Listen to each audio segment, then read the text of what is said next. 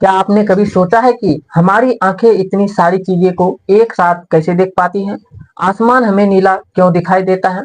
इंद्रधनुष में 7 रंग ही क्यों दिखाई देते हैं?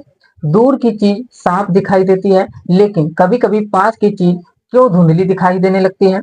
और सबसे बड़ा सवाल, हमारी आंख आखिर वस्तुओं का प्रतिबिंब बनाती कैसे है? अगर आप क्लास 10 फिजिक्स पढ़ रहे हैं तो ये चैप्टर 3 जो है आपके लिए बहुत महत्वपूर्ण है, क्योंकि इसमें हम जानेंगे मानव नेत्र की संरचना, दृष्टि दोष की कार्यविधि, निकट दृष्टि दोष, दूर दृष्टि दोष, प्रेस बायोपिया, इनके सुधार तथा प्रकाश के प्रकीर्णन के बारे में। इस चैप्टर से परीक्षा में कई महत्वपूर्ण प्रश्न पूछे जाते हैं, तो वीडियो को अंत तक जरूर देखिए, क्योंकि आज हम मानव नेत्र तथा रंग बिरंगा संसार को यानी चैप्टर 3 इतने आसान तरीके से समझेंगे, यह चैप्टर 3 आपको हमेशा याद रहेगा। तो चलिए शुरू करते हैं चैप्टर को शुरू से लेकर के अंत तक। इसका पहला पार्ट में हम लोग जो है दृष्टि दोष और दृष्टि दोष के सभी प्रकार जो है और इसके साथ साथ निकट दृष्टि दोष तक को हम लोग कवर कर चुके हैं। और शुरू से चैप्टर की शुरुआत से मानव नेत्र का जो है जो चित्र होता है, इसके सभी भाग, मानव नेत्र में क्या क्या दोष होते हैं, ये सारी चीज़ को हम लोग कवर कर चुके हैं। और 24 मिनट का यानी जो 24 से 25 मिनट का वीडियो है, आप लोग जा करके ज़रूर देख लीजिएगा। और ये दूसरा पार्ट है, दूसरा पार्ट में जो है कंप्लीट ये चैप्टर समाप्त होगा। और सभी चैप्टर का जो है 1 से 2 वीडियो में कंप्लीट चैप्टर को जो है कवर किया गया है इस तरीके के नोट्स के माध्यम से, जिसे आप लोग जो है वीडियो को रोक करके जो है नोट्स को बना सकते हैं और अच्छे तरीके से रिवीजन भी कर सकते हैं कम समय में। तो चलिए अब आगे हम लोग जान लेते हैं दूरदृष्टि दोष को। दूरदृष्टि दोष क्या है, इसका परिभाषा यदि पूछा जाए तो लिख सकते हैं कि जिस व्यक्ति को पास की वस्तुएं स्पष्ट नहीं दिखाई देती है तथा दूर की वस्तुएं स्पष्ट दिखाई देती है, उसे दूरदृष्टि दोष कहते हैं, या इसी को हाइपरमेट्रोपिया भी कहते हैं। हाइपरमेट्रोपिया, तो यहाँ पर समझ गए दूरदृष्टि दोष। दूरदृष्टि दोष में दूर की वस्तु साफ दिखाई देगा लेकिन निकट की वस्तु साफ नहीं दिखाई देता है, इसे ही दूरदृष्टि दोष कहते हैं। अब दूरदृष्टि दोष जो होता है, इसका विशेषता क्या है? विशेषता जान सकते हैं कि पास के वस्तुओं की स्पष्ट दृष्टि नहीं होती है, नहीं दिखाई नहीं देता है साफ, लेकिन दूर की वस्तुएं स्पष्ट दिखाई देती है। निकट बिंदु नेत्र से बहुत दूर चला जाता है और यह दोष संवेदन शक्ति की कमी के कारण होता है। अब यहाँ पर जो है दूरदृष्टि दोष में यहाँ पे देख सकते हैं दूरदृष्टि दोष होता है तो किस प्रकार से दिखता है। इसका कारण होता है नेत्र गोलक का अक्षीय आकार छोटा हो जाना, यानी नेत्र गोलक सामान्य से छोटा हो जाता है, और नेत्र की वक्रता जो होता है ये कम हो जाती है, यानी संवेदन शक्ति की कमी हो जाना यहाँ पर देख सकते हैं। और यहाँ पर देख सकते हैं इसका जो प्रतिबिंब जो बन रहा है, यहाँ पर प्रतिबिंब बन रहा है, रेटिना पर प्रतिबिंब सही से नहीं बन पा रहा है, यहीं पर प्रतिबिंब बन जा रहा है। तो प्रतिबिंब यहाँ पर बनना चाहिए रेटिना पर, तभी जो है इसका सही तरीके से इसमें दोष नहीं होगा, यानी दृष्टि दोष जो होता है नहीं होगा। जैसे यहाँ पे दूर वस्तु के प्रतिबिंब रेटिना के पीछे बनता है, यहाँ पर पीछे ही बन जाता है। अब इसका उपचार कैसे किया जाएगा, और उपचार करने के बाद जो है ये रेटिना पर प्रतिबिंब बनेगा। जैसे देख सकते हैं यहाँ पे लिखा गया है कि हम लोग जो उपचार कर सकते हैं, उपचार करने के लिए जो है कि इस दोष को उत्तल लेंस के प्रयोग द्वारा दूर किया जाता है, और यह लेंस आने वाली किरणों को अभिसरित कर देता है, जिससे प्रतिबिंब रेटिना पर बनता है। जैसे देख सकते हैं यहाँ पर जो होता है ये उत्तल लेंस इस प्रकार से लगा दिया जाता है। अब जो किरण जाता है यहाँ से और इसका अपवर्तन होकर के जो यहाँ पर जाता है, और इस प्रकार से इसका प्रतिबिंब अब रेटिना पर बन जाता है, जिससे वस्तु साफ साफ दिखाई देती है। इसे ही जो कहा जाता है उपचार, यानी जो है उत्तल लेंस के द्वारा दूरदृष्टि दोष का उपचार किया जाता है।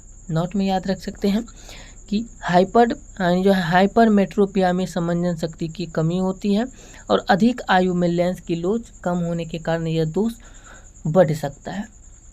अब निकट बिंदु क्या है, नियर पॉइंट, ये देख सकते हैं कि दूरदृष्टि दोष वाले व्यक्ति का निकट बिंदु नेत्र से बहुत दूर चला जाता है, इसलिए पास की वस्तुएं स्पष्ट नहीं दिखाई देती हैं।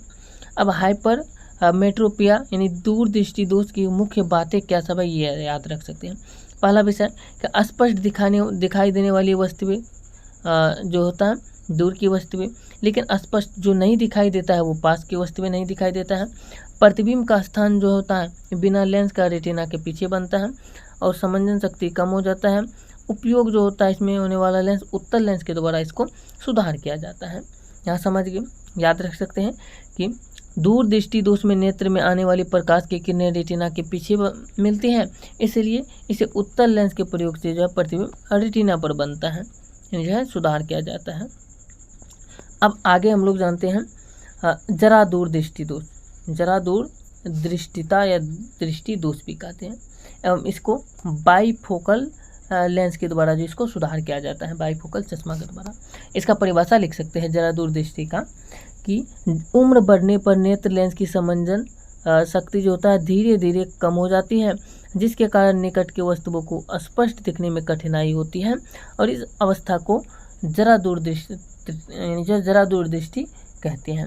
इसमें जो है उम्र बढ़ने पर क्या होता है, समंजन क्षमता जो होता है यानी क्षमता जो होता है धीरे धीरे कम हो जाता है, इसी कारण वस्तु साफ साफ नहीं दिखाई देता है, इसलिए जो होता है इसको जरा दूर दृष्टिता कहते हैं। इसका विशेषता है कि यह दोष सामान्यतः 40 वर्ष की आयु के बाद शुरू होता है, और पास की वस्तु को स्पष्ट देखने के लिए सबसे अधिक प्रकाश की आवश्यकता होता है, और दूर की वस्तु को स्पष्ट देखने के लिए इस पर जो है निकट की वस्तु को धुंधली दिखाई देती है।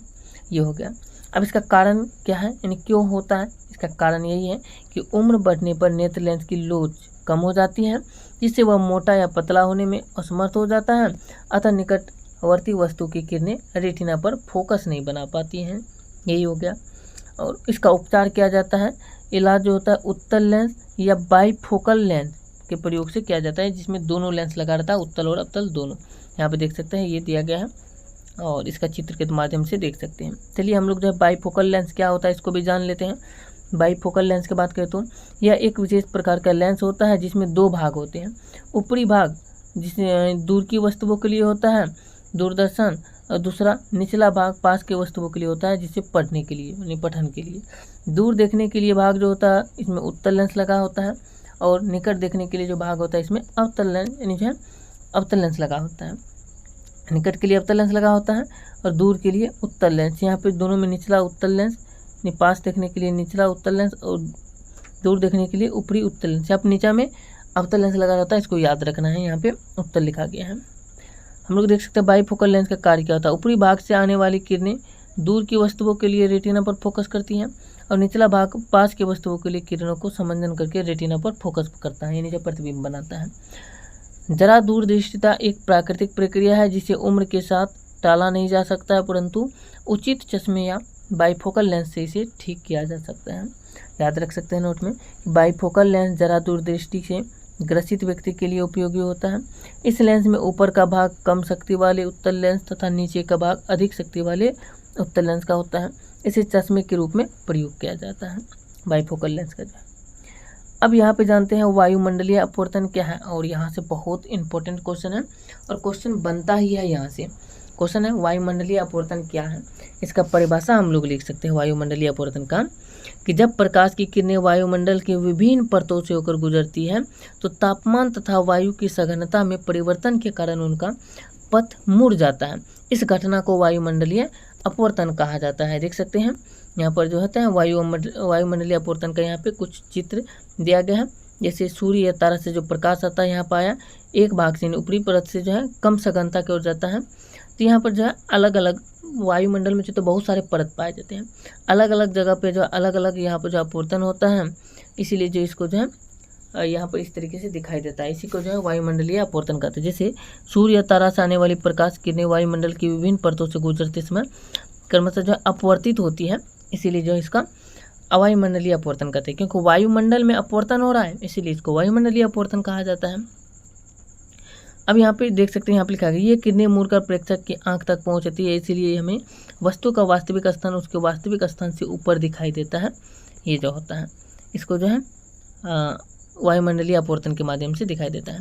वस्तु यहाँ पर है लेकिन ये सीधा ना दिखाई दे करके यहाँ पर ऐसे ऐसे करके किरण आता है, अपवर्तन होकर के अलग अलग भाग में मुड़ करके, इसलिए जो हमको दूर दिखाई देता है। याद रख सकते हैं नोट में कि वायुमंडल में नीचे की और वायु की सघनता अधिक तथा ऊपर की ओर कम होती है, और प्रकाश जब अधिक सघन माध्यम से कम सघन माध्यम की ओर जाता है तो वह सामान्य से दूर हट जाता है। याद रखना है। और कुछ याद रख सकते हैं वायुमंडलीय अपवर्तन के प्रभाव क्या होता है। वायुमंडलीय अपवर्तन के प्रभाव होता है कि तारे टिमटिमाते नजर आते हैं वायुमंडलीय अपवर्तन के कारण, यानी जो है तारे टिमटिमाते हैं। तारों से आने वाली प्रकाश की किरणें का पथ वायुमंडल की अशांत परतों के कारण लगातार बदलता रहता है, जिससे तारे में टिमटिमाते दिखाई देता है। क्वेश्चन यहाँ से पूछते हैं तारे क्यों टिमटिमाता है, ये परिभाषा लिख सकते हैं। आगे देख सकते हैं क्वेश्चन है, सूर्योदय से पहले सूर्य का लाल दिखाई देना, ये भी वायुमंडलीय अपवर्तन के कारण होता है। इसका परिभाषा पूछता है तो लिख सकते हैं, सूर्य के उदय से कुछ मिनट पहले ही उनकी किरणें वायुमंडलीय अपवर्तन के कारण हमारी आंखों तक पहुंच जाती हैं, इसलिए हमें क्षितिज के ऊपर दिखाई देता है। दूसरा, सूर्यास्त के समय, सूर्यास्त के बाद जो है सूर्य का दिखाई देना, सूर्यास्त के बाद यानी सूर्य के क्षितिज के नीचे चले जाने के बाद जो है भी उसकी किरणें अपवर्तन के कारण हमारी आंखों तक पहुंचती रहती है, इसलिए जो है वो कुछ समय तक हमें दिखाई देता है। जैसे यहाँ पर देख सकते हैं पृथ्वी है, यहाँ से कभी कभी क्या होता है, सूर्योदय होता है ना, सूर्य का वास्तविक स्थान जो होता है यहाँ से ये दिखाई देता है। जैसे सूर्य कभी कभी अस्त हो जाता है, डूब जाता है, फिर भी जो हमको यहाँ पर इसका लालिमा जो होता है ये दिखाई देता है, वायुमंडलीय अपवर्तन के कारण ये दिखाई देता है, क्योंकि यहाँ पर जो होता है सूर्य का प्रकाश जो होता है ये हम अपवर्तन होकर के हमारी आंखों तक फिर भी पहुँचता है जब ये सूर्यास्त हो जाता है तब पर भी, इसलिए दिखाई देता है।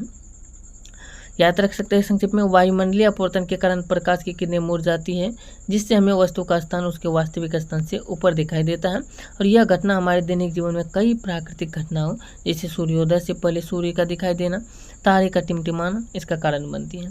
महत्व याद रख सकते हैं, यह घटना प्रकृति के संतुलन और सौंदर्य में योगदान देती है, और नौवहन एवं खगोल विज्ञान में इसका बहुत महत्व होता है, वायुमंडलीय अपवर्तन का जो होता है।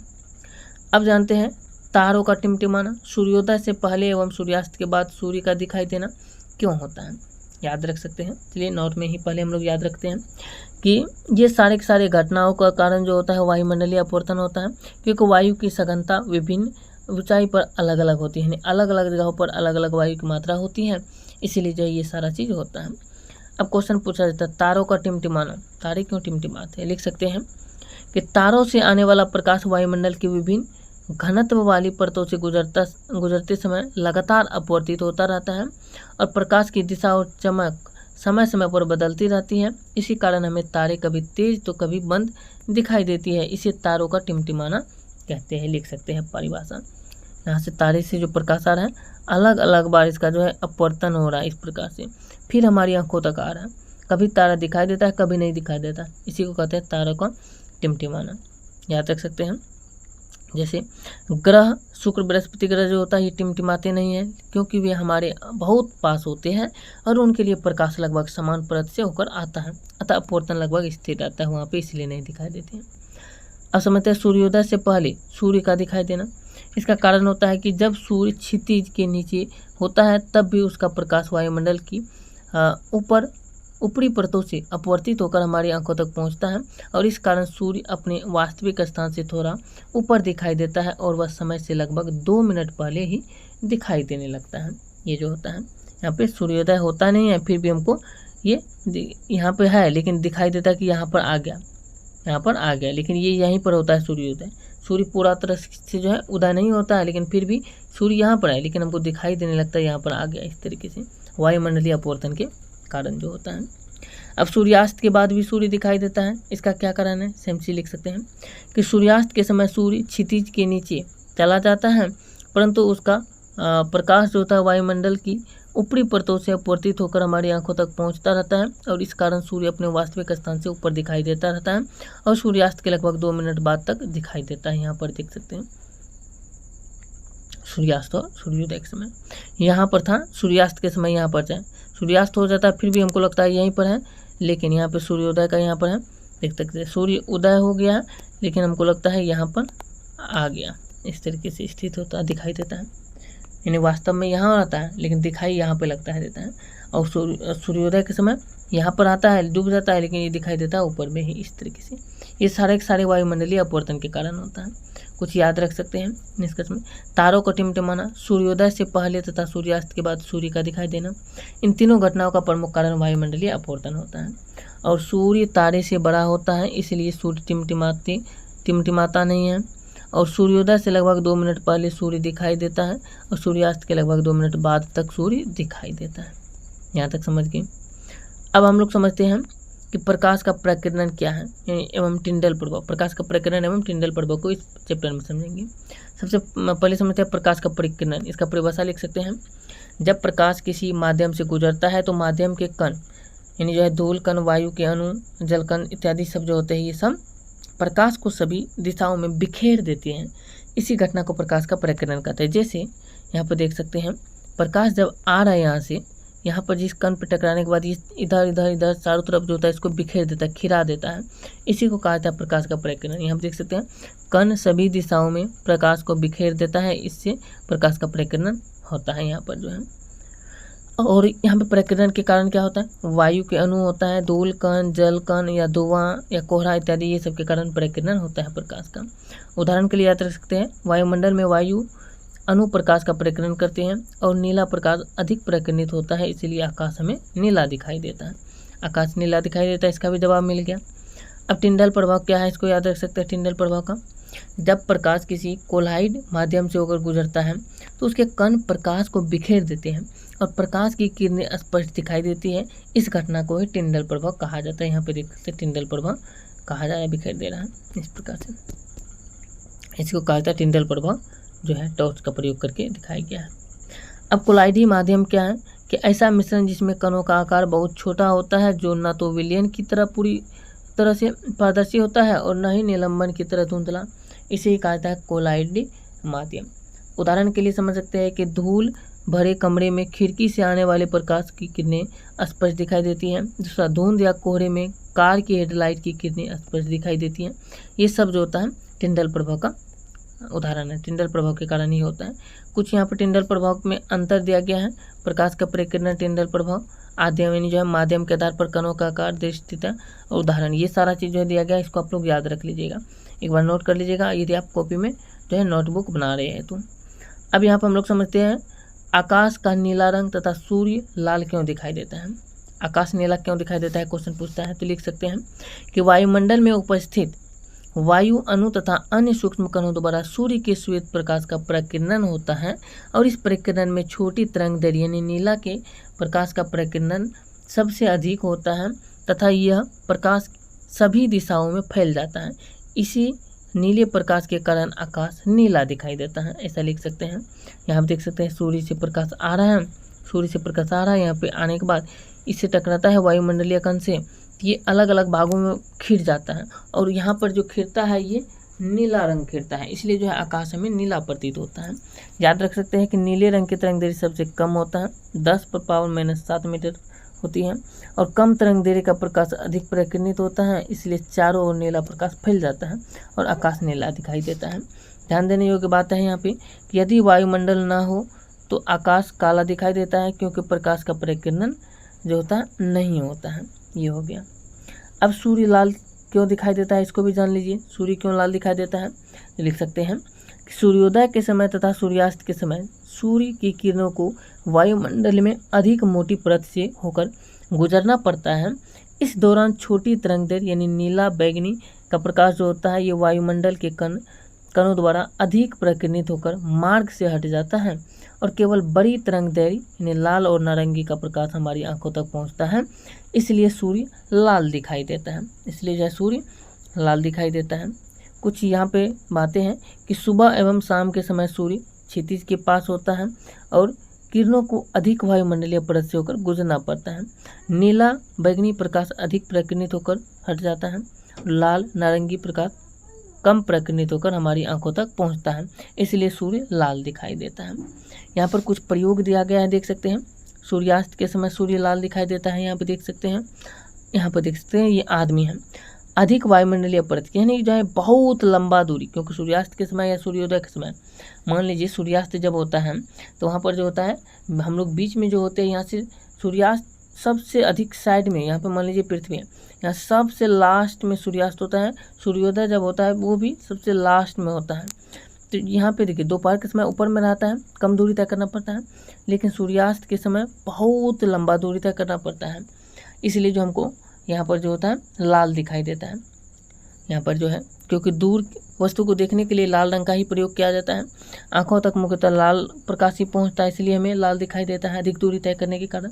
सेम चीज़ दोपहर के समय दोपहर के समय देखिए दोपहर के समय जो होता है प्रेक्षक को कम दूरी तय करना पड़ता है, और ये जो होता है हम लोग कम वायुमंडलीय परत यानी छोटा पथ होता है, रास्ता जो छोटा होता है, कम दूरी तय करना पड़ता है, और सभी रंगों का प्रकाश लगभग बिना परिवर्तित हुए हमारी तक आंखों तक पहुंच जाता है। ये जो है दोपहर के समय। और सूर्यास्त और सूर्योदय के समय ये ज़्यादा दूरी तय करना पड़ता है, इसलिए जो हमको ये लाल दिखाई देता है। अब यहाँ पर ये चैप्टर यहाँ पर होता है समाप्त। कुछ यहाँ पर दिखाई दे रहा है, देख सकते हैं, नोट में दिया गया है प्रकीर्णन का नियम, छोटी तरंगदैर्घ्य का प्रकाश अधिक प्रकीर्णित होता है, और इसी सिद्धांत के आधार पर यह सभी घटनाएं समझाई जाती हैं। यहाँ पर जो है सूर्य लाल दिखाई देता है, आकाश नीला दिखाई देता है, ये सारा समय दिया गया है, समय, प्रकाश का पथ, प्रकीर्णन, हमारी आंखों तक पहुंचने वाला प्रकाश, परिणाम, ये सारा चीज़ यहाँ पर दिया गया है। इसको आप लोग नोट कर सकते हैं, जो हम लोग आगे पढ़ चुके हैं वही चीज़ को यहाँ पे सारांश के माध्यम से दिया गया है। पूरा जो चैप्टर पढ़े उसका कंप्लीट सारांश यहाँ पर दिया गया है, चैप्टर का रिवीजन। आप लोग देखना चाहे तो इसको वीडियो को रोक करके देख सकते हैं, हम यहाँ पर रोक देते हैं, इसको जो है आप लोग वीडियो को रोक करके नोट कर सकते हैं। और ये सारा चीज़ हम लोग पढ़ चुके हैं आगे, इसलिए जो इसको रिवीजन के लिए एक पेज में इसको कंप्लीट दिया गया है। तो चलिए, आप लोगों को ये वीडियो कैसा लगा आप लोग कमेंट करके बताइए।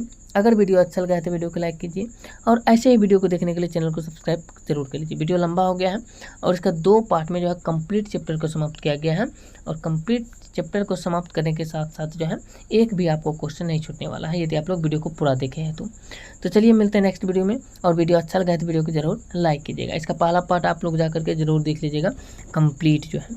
जय हिंद।